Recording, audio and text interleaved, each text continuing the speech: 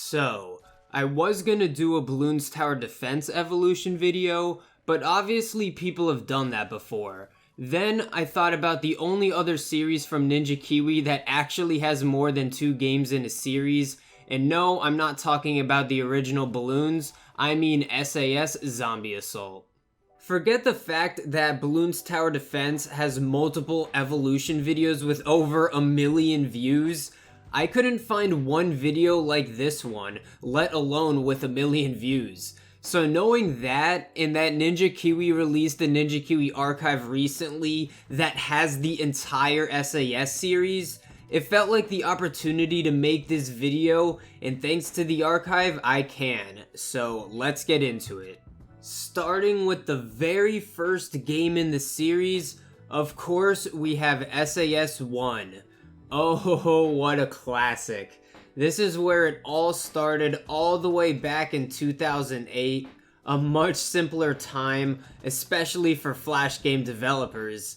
This game is very bare bones and simple, as you can see. There's not really too much going on. You can't even buy any doors to open the map. You're able to buy guns, but only 5 of them, and there's no reload animation. You just reload instantly. I'm not trying to put down the game. I think noticing these things shows us progress in the evolution of the series. To me, it's almost like looking at Nach der Untoten from Call of Duty World at War. It even came out the same year. It's like the first game is a base or foundation to something more, at least in hindsight, and in my opinion, while still being enjoyable kinda till this day. Sure, the graphics and animations are outdated, but it's cool in an old school way. SAS 1 is a classic Flash game and the start of the entire SAS series. With all that being said, let's move on to SAS 2. Now, with the sequel a year later, we have SAS 2, and it might not look like a lot changed, but we have a lot of basic ideas here that will be later expanded on, like being able to buy doors and open up the map. Not only that, there's more than 5 guns, and you can actually reload your gun. Real revolutionary stuff. Like the graphics. But for real, they even added leveling up and premium pay-to-win guns. This is how you know they were starting to take things seriously. You gotta monetize your product somehow. SAS 2 is still pretty bare bones like the first game, but on top of all those features, they added a DLC map, Insane Asylum. I think this is pretty cool considering how free these games are and that they came out during the Flash era of gaming. This map is pretty cool and gives you another option. I want you guys to notice how these games evolve, cause it goes from a simple little game to expanding on everything and being a bit more of a fleshed out series. Now, with the biggest turning point in the series, we have SAS 3. This game came out in 2011 and turned SAS into more of a full modern game. Of course, I still mean as a free Flash game from 10 years ago, but they added and expanded on everything you can ask for. There's way more guns, levels, enemy types, premium guns, loadouts. There's more detail in the game with still pretty bad graphics, but at least there's a little campaign with 5 levels. There's even a better in-game money system, so you can keep your money outside of individual games. But I didn't even tell you the coolest feature.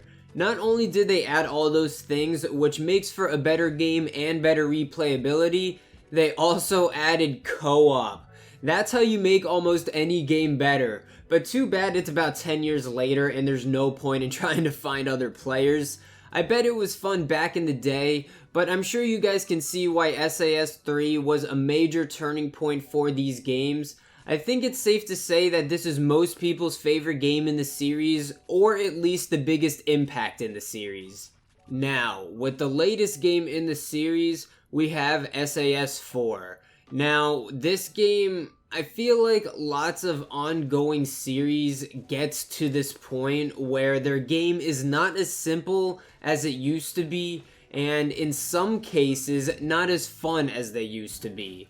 And this usually mixes with the game being more monetized than before.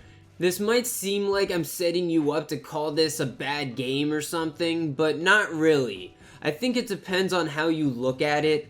I like to think of SAS 4 as being a modern game, whether that's for the better or for the worse. Like, yeah, there are loot boxes, things to buy with real money, and it's more grindy, but there's more of everything else. SAS 4 has the most content in the series with 2 campaigns with over 10 missions. The co-op mode is more fleshed out and playable, and depending on how you feel about the rest of this, there's skill points, stats, armor, upgrades, classes, and overall more depth. I can understand if this is seen as more replayable or grindy, but you can't argue with the better graphics and detail. I think it's even better on the Steam version. Like I said, SAS 4 is a more modern version of SAS, whether it's for the worse or for the better. But there you guys have it, my brief evolution of the SAS series. I didn't want to go in too much depth or make the video too long, just wanted to jump from game to game while noticing the improvements and differences.